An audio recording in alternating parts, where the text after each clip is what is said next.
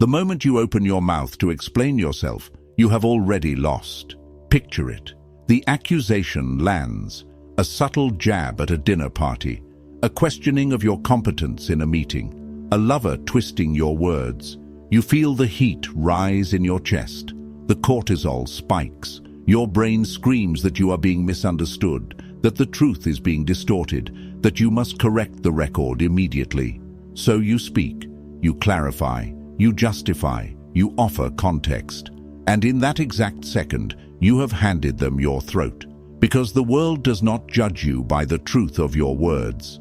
It judges you by the desperation of your delivery. The one who explains is the one who submits. The one who defends is the one who accepts the other person's authority to judge them. Niccolo Machiavelli, the master of power dynamics, understood a brutal truth that modern society has tried to breed out of you. He knew that power is not about being right. It is about who holds the frame. And the moment you defend yourself, you step into their frame. You become the defendant in their courtroom. But what if you didn't? What if, when the attack comes, you did the one thing that terrifies a manipulator more than anything else? Most people go through life as emotional puppets. They are pulled by the strings of other people's opinions. Someone frowns, they apologize. Someone accuses, they explain. They live in a constant state of reactive defense, trying to prove they are good, smart, or worthy. It is a miserable way to exist. It is a slow suffocation of the soul. But there is a different way, a way of moving through the world that is so detached, so sovereign, and so psychologically impenetrable that insults do not just bounce off you. They dissolve before they even touch you. This is not about being cold. It is not about being arrogant. It is about a fundamental shift in where you derive your reality. Today, we are going to dissect the psychology of the non-defense. We are going to look at why your biology betrays you in these moments, and how to override it with a strategy that Machiavelli would have whispered to a prince. I am going to show you how to flip the power dynamic instantly, how to make the attacker doubt their own sanity, how to use silence not as an absence of noise, but as a weapon of mass destruction against someone's ego. But be warned, this requires you to kill a part of yourself that you have been feeding since you were a child, the part of you that begs to be understood, the part of you that needs permission. If you can kill that need, you become dangerous. You become untouchable. Let's begin. So, why do you do it? Why, when someone challenges you, is your first instinct to provide evidence of your innocence? It starts in childhood. Think back. When you were 5 years old and a parent or a teacher accused you of something, what was the only way to escape punishment? Explanation. I didn't break it, it fell. I didn't hit him, he hit me first. You learned that authority figures hold the power of judgment. And you learned that your survival depended on convincing that authority figure that you were good. The problem is, you grew up, but your psyche didn't.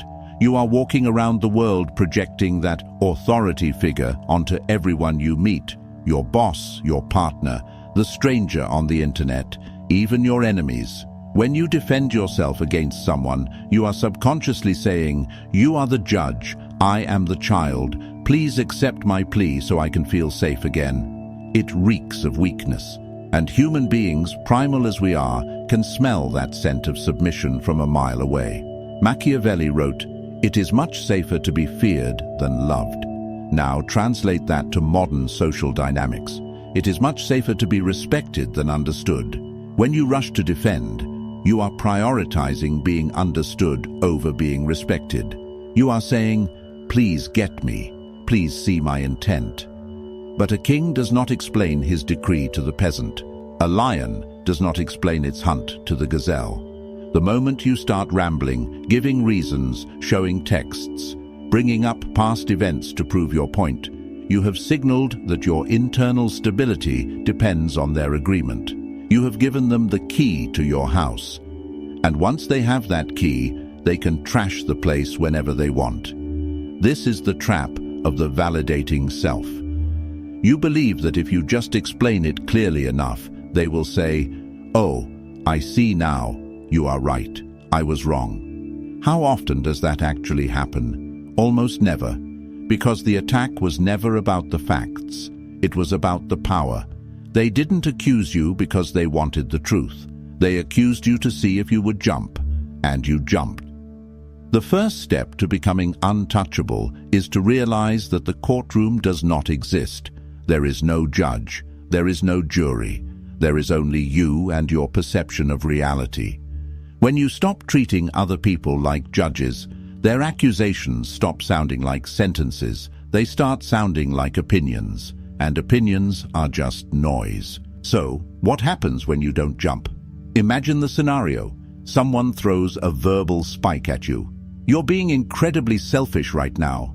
The old you would say, "No, I'm not. I did X, Y, and Z for you yesterday. I'm just tired." Defensive, weak, reactive. Now, imagine the Machiavellian approach. They say, "You're being incredibly selfish right now." You look at them, you hold eye contact, you don't blink. You keep your face completely neutral. You let the silence hang in the air for 3, 4, 5 seconds.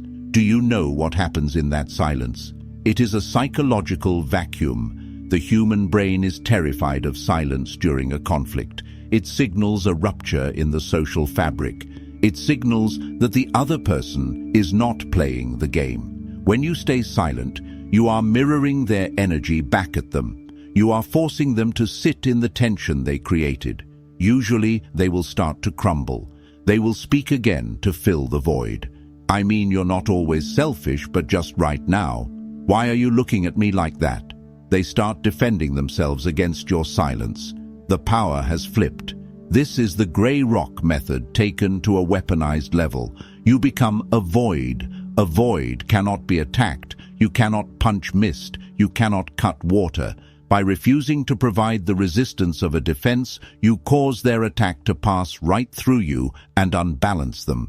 This requires immense internal control, because inside, your ego is screaming. Fight back. Say something clever. You must leash that dog.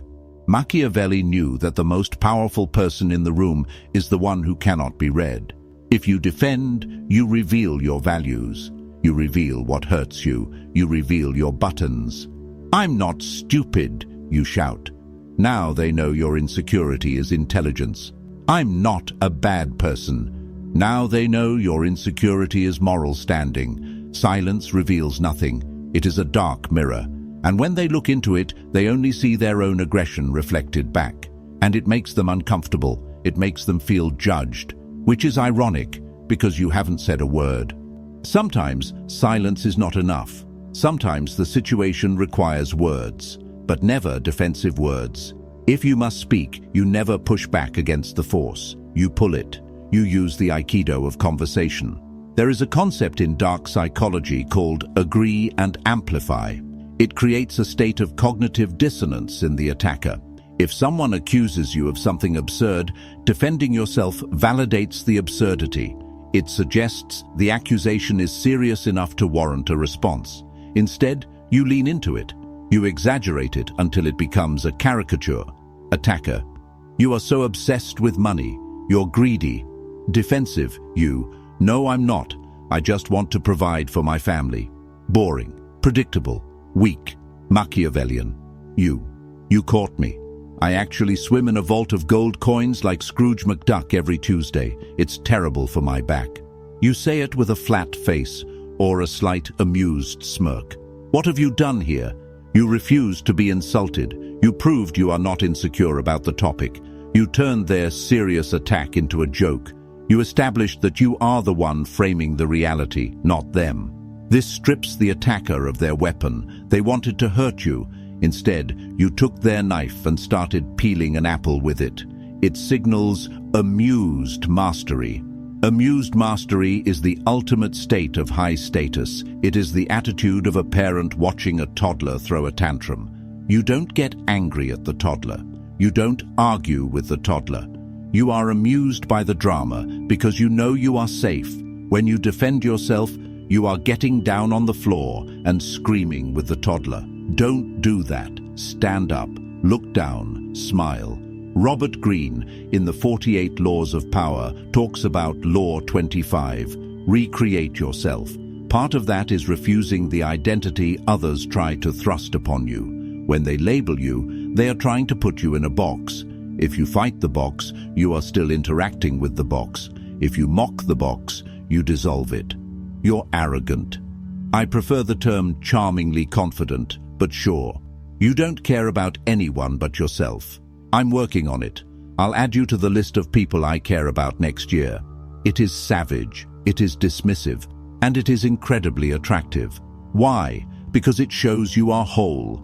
You do not need their validation to know who you are. A person who knows they are generous laughs when called stingy.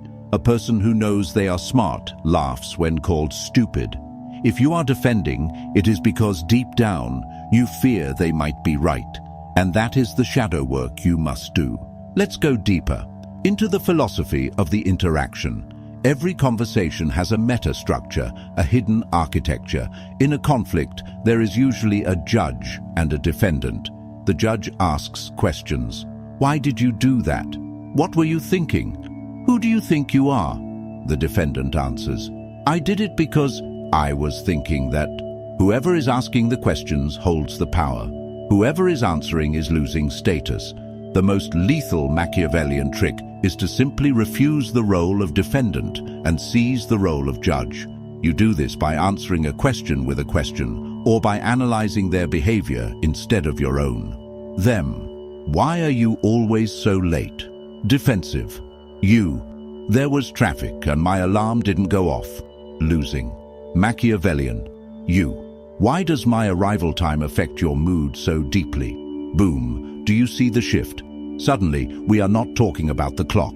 We are talking about their emotional stability. We are talking about their reaction. You have put the spotlight back on them. Them. You're being ridiculous. Machiavellian. You. What makes you feel the need to use labels like that to get your point across?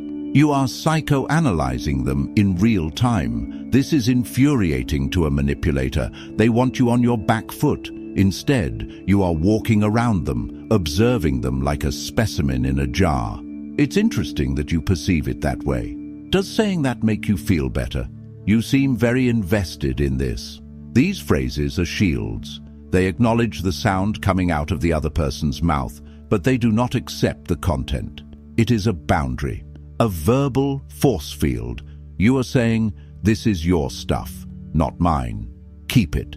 This is not just a technique, it is a spiritual stance. It is the realization that other people's perceptions of you are none of your business. Their anger is their problem. Their disappointment is their responsibility to manage. When you defend, you are trying to carry their emotional baggage for them. You are trying to fix their feelings. Stop it. Let them carry their own weight. Now, for the paradox, sometimes the most aggressive, defensive, power-flipping move you can make is to agree, but not the way you think. This is not the agreement of submission. It is the agreement of the abyss. Imagine someone is screaming at you. They are listing your flaws. They are trying to provoke a fight. You look them in the eye and say, calmly, you're right, and then you stop talking. You're right. I am difficult sometimes. You're right. I did mess that up. This is the fogging technique. When you throw a rock into a fog bank, what happens? Nothing. No thud. No rebound. It just disappears. When you agree with an attacker, you steal their momentum. They are pushing against a door, expecting it to be locked. When you open the door, they fall on their face. They want a fight. They want resistance. Resistance validates their anger. Agreement neutralizes it. But here is the nuance. You must agree with the truth in their statement without accepting the shame they are trying to attach to it. There is a difference between admitting a mistake and accepting a character assassination. You messed up this report. You're incompetent. Defense. I'm not incompetent. The data was wrong. Power move.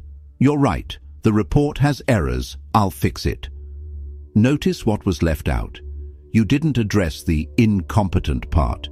You ignored the insult and addressed the fact. You took ownership of the action, but not the identity. This signals immense confidence. Only a person who is secure in their competence can admit a mistake so easily. Insecure people fight to the death to prove they didn't make a mistake. Secure people say, "Oops, my bad," and move on. Machiavelli would call this disarming the enemy. If you lay down your sword, they look foolish holding theirs. It takes the wind out of their sails. It makes them look hysterical, and you look grounded. And in the long run, history is written by the grounded. None of this works if it is just a tactic. If you are using these lines but your voice is shaking, or your eyes are darting around, or your energy is screaming, "Please like me," it will fail. Dark psychology is 20% words and 80% non-verbal frame. You have to build the internal architecture to support the silence. This brings us back to the shadow. Why does it hurt when they attack you? Because they are touching a wound that is already there. If I tell you, you have green skin, you won't get mad. You'll think I'm crazy. You won't defend yourself. You'll laugh. But if I tell you, you are a failure, and you defend yourself, it's because a part of you suspects I might be right. The ultimate defense is not a verbal technique. It is self-knowledge. It is looking into your own darkness, owning your own flaws, and accepting your own shadow. When you know you are capable of selfishness and someone calls you selfish, you say, "Sometimes yes." When you know you are capable of cruelty and someone calls you cruel, you say, "I can be." You cannot shame a man who has already accepted himself. You cannot expose a woman who has nothing left to hide. This is what it means to be untouchable. It means you have integrated the parts of yourself that others try to use against you. You become transparent. The light passes through. The arrows pass through. You are no longer a fortress that needs defending. You are the wind. So here is the challenge. For the next 7 days, you are going to play a game. The game is called No Defense. No matter what happens, no matter how small the accusation, you are forbidden from explaining yourself. If you are late, say, "I'm late." Do not give the reason. If you spill the coffee, say, "I spilled the coffee." Do not blame the cup. If someone misunderstands you, let them misunderstand you. Sit in the fire of that discomfort. Feel the urge to fix it, to manage their perception, to be the good guy. And let that urge burn to ash. Watch what happens to the people around you. Watch how they react when you stop playing the game. You will see confusion, then respect, then a strange kind of magnetism, because people are drawn to certainty. And nothing screams certainty louder than a person who does not need to explain why they exist. You are reclaiming your energy. You are plugging the leaks in your soul. You are stepping out of the role of the child and into the role of the sovereign. The world will try to pull you back.